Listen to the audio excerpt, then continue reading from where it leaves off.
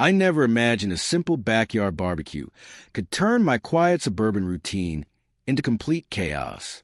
One moment I'm standing at the grill, laughing and flipping burgers with my friends, and the next I'm staring up at my internet cable, sliced clean and hanging from the utility pole like a dead snake. Standing nearby with bright red garden shears was our neighborhood HOA president, Karen, eyes wild as she screamed about unauthorized gatherings. But what she did next wasn't really about the party at all. It was personal, and it was about to cost her everything. My name is Alex, and I've lived in Willow Creek Estates for 3 years. It's one of those perfectly manicured neighborhoods where every lawn looks like a golf course, and every mailbox is exactly the same. At first, I liked it. The quiet, the sense of safety, having mostly decent neighbors.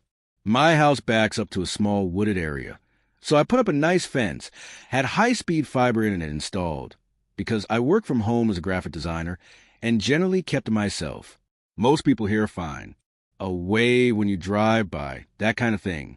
And then there's Karen. Everyone knows a Karen, but this one was the undisputed queen. In her mid-50s, always wearing yoga pants and a visor, even in the rain, with a clipboard permanently glued to her hand. She ran the HOA like it was her personal kingdom. If your grass looked half an inch too long, she'd measure it with a ruler. Once, she slapped a $75 fine on my door because my recycling bin was visible from the street for 6 extra minutes after pickup. 6 minutes. I paid it just to avoid the drama. But I never thought she'd go completely unhinged on me. It all started on a Saturday in early summer. The weather was perfect, so I invited a few friends over for a low-key barbecue. Nothing wild. 6 people total. Music playing softly on a Bluetooth speaker, burgers sizzling on the grill. We were laughing and having a great time when I noticed Karen standing at the edge of my property line, arms crossed, staring like she'd just witnessed a crime. I waved politely. "Hey, Karen, want a burger?" She didn't answer. She just stared. Then she pulled out her phone and started recording us.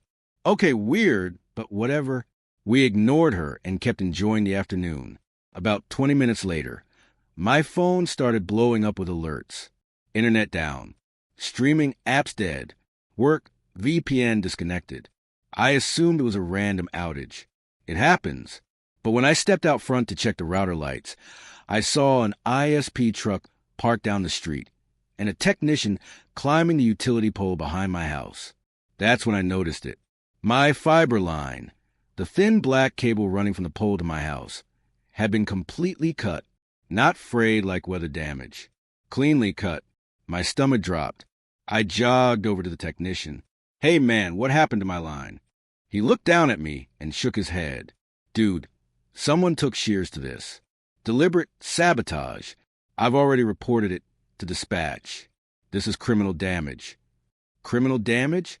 My heart started racing. Who the hell would? Then I saw her. Karen was standing 2 houses down on her driveway, watching everything with a smug little smile, those same bright red garden shears still in her hand. There was no way this was a coincidence.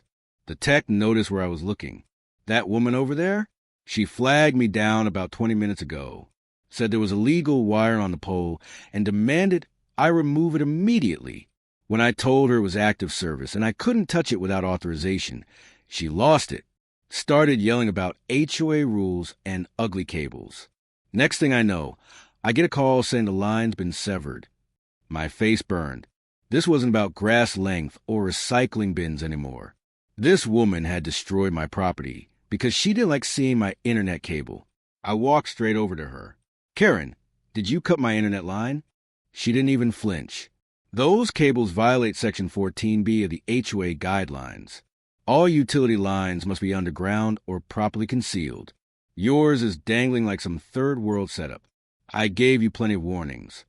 Warnings? I shot back, trying not to yell. The only thing I ever got was a vague email 6 months ago about aesthetic compliance. You can't just cut someone's internet.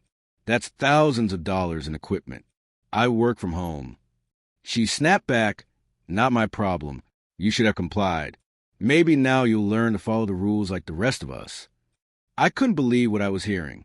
My friends were watching from the backyard, jaws on the floor.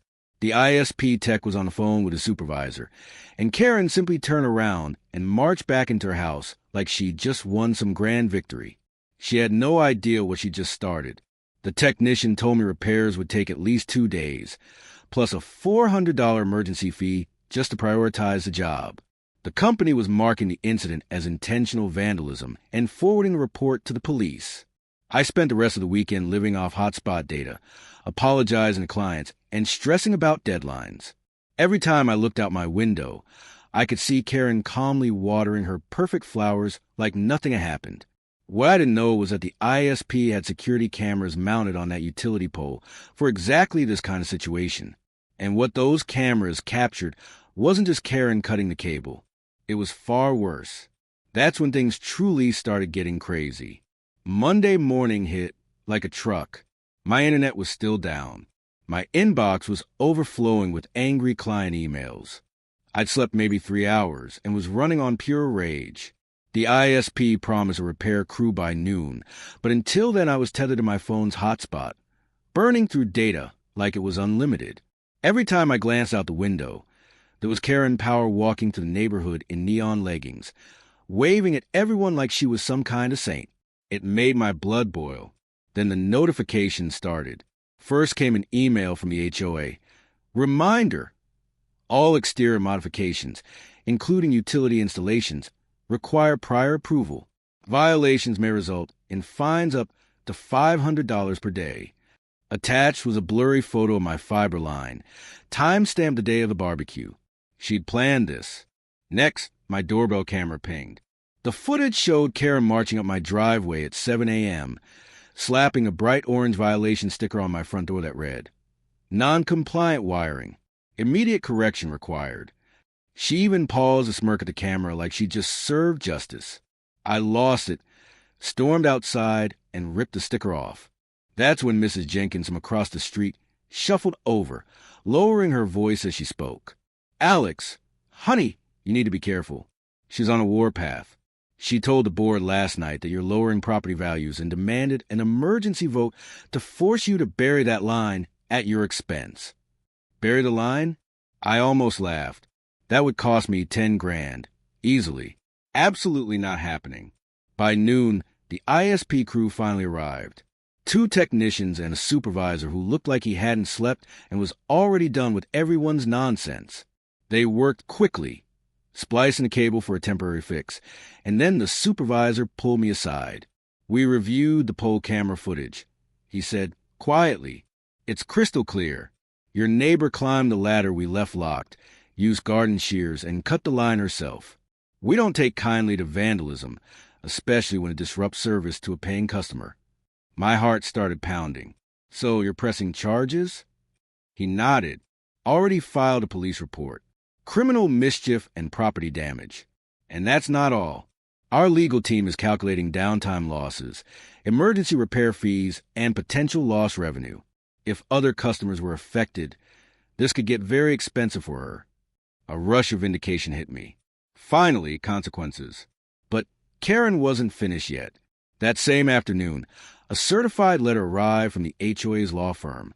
Inside was a demand that I immediately pay $2,500 for an unauthorized gathering. Apparently, my barbecue violated noise ordinances. On top of that, they wanted another $1,000 for the eyesore cable. Now, damage due to my alleged noncompliance. They threatened liens on my house if I didn't pay within 7 days. I actually laughed out loud. They were really trying to flip this on me. I posted anonymously in the neighborhood Facebook group. "Anyone else dealing with aggressive HOA enforcement lately?" Within minutes, the comments exploded. Stories poured in, ridiculous fines, threats, Karen showing up at people's doors screaming. Turns out I wasn't alone. One guy said he was fined $300 for parking his work van in his own driveway overnight. Another neighbor said Karen called code enforcement on their kid's lemonade stand. The group chat went nuclear. People were fed up. Then Karen went full scorched earth. Around 6 p.m., I heard shouting outside. I looked out and saw her standing in the middle of the street with a megaphone, an actual megaphone. She was announcing an emergency community meeting at the clubhouse in 1 hour to discuss the ongoing issue at 1427 Maple Lane. My address. She was naming me publicly. Half the neighborhood showed up, mostly out of curiosity. I went too, phone discreetly recording. Karen stood at the front like a dictator, a projector behind her showing zoomed-in photos of my backyard barbecue, my dangling cable, even my trash cans allegedly being out too early. She ran it for 20 straight minutes about declining standards, irresponsible residents, and how some people were turning our beautiful community into a slum. Then she dropped the bombshell. I have it on good authority, she said dramatically, that Mr. Alex Rivera is running an illegal business from his home. High-bandwidth streaming operations that overload our infrastructure and explain those ugly cables. Illegal business? I'm a freelance graphic designer. Completely legal. The room murmured. People turned to look at me. I stood up. Karen, that's a complete lie. I work from home like half this neighborhood since the pandemic, and you cut my internet line with garden shears. On camera, gasps rippled through the room. Her face turned red. That's slander. Those cables were a safety hazard. That's when Mrs. Jenkins spoke up. Karen, I saw the ISP report. They have you on video committing vandalism. Maybe you should sit this one out. The energy shifted instantly. People started asking questions. Why was the HOA spending thousands on lawyers over a barbecue? Why target one homeowner? Someone pulled up the bylaws on their phone. No rule against visible utility lines. It was all her interpretation. Karen started shouting over everyone, face purple, waving her clipboard like a weapon. This is my neighborhood. I've kept it perfect for 15 years. Her husband tried to pull her away, whispering urgently. She shoved him off hard. He stumbled backward, humiliated. The meeting dissolved into chaos. People left shaking their heads. A few stopped me on the way out. We're with you, man. She's gone too far. I thought that was the peak. I was wrong. The next day, the police showed up at her door. At exactly 9 a.m., 2 officers knocked, calm, professional, paperwork in hand. I watched from my window, coffee going cold. Karen answered in her usual power walk outfit, but the color drained from her face the second she saw the uniforms. They didn't arrest her on the spot. They served her papers. Criminal mischief, vandalism, property damage. Estimated ISP costs, $4, $800 for emergency repairs, downtime compensation, and diagnostics, plus a civil demand letter, $5,000 due within 30 days, or it goes to court. But that wasn't even the real bomb. Later that afternoon, the ISP supervisor called me personally. Alex, we finished reviewing the full poll footage archive. Your neighbor didn't just cut your line that one day. She's been tampering with cables throughout the cul-de-sac for months. Snipping, loosening connections, even spray painting some to hide them. We've had unexplained outages on your block for half a year. It was her. I sat down hard. Months? He kept going. We cross-referenced service complaints. 15 houses affected. Total damages north of $20,000. And then came the twist. She'd been running an illegal short-term rental out of her basement. Airbnb, VRBO, constant turnover. Guests streaming nonstop, throwing parties, generating complaints she blamed on everyone else. She needed scapegoats for the outages so guests wouldn't leave bad reviews. My new fiber line was the fastest on the block, so she targeted me hardest. Claimed my ugly cable was a problem to cover her tracks. My jaw hit the floor. Karen, the rule enforcer, breaking the biggest rules of all. The neighborhood group chat lit up like fireworks. Someone leaked the ISP report. Screenshots of her Airbnb listings surfaced. $350 a night for a luxury basement suite. Reviews complaining about spotty Wi-Fi suddenly made perfect sense. That night, the HOA held an emergency Zoom meeting.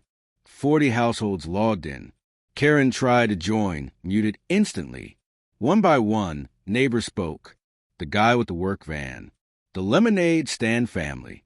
Mrs. Jenkins revealed Karen had threatened to report her late husband's disability ramp. Story after story. The vote was unanimous. Karen was removed as HOA president effective immediately. Her husband quietly resigned from the board.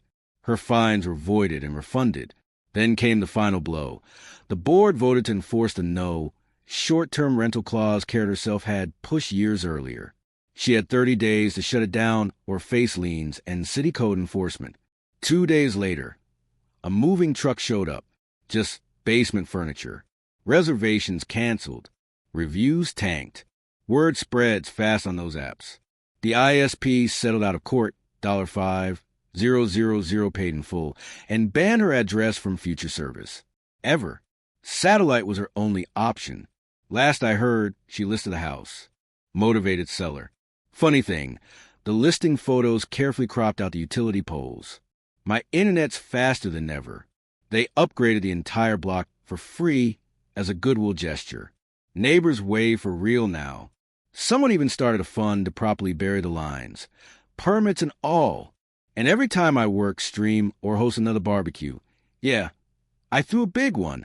I think about those red garden shears and that smug smile. Karma doesn't need a clipboard, just a camera on a pole, and a neighborhood that finally had enough. Thanks for sticking through this wild ride. Drop your own HOA horror story in the comments.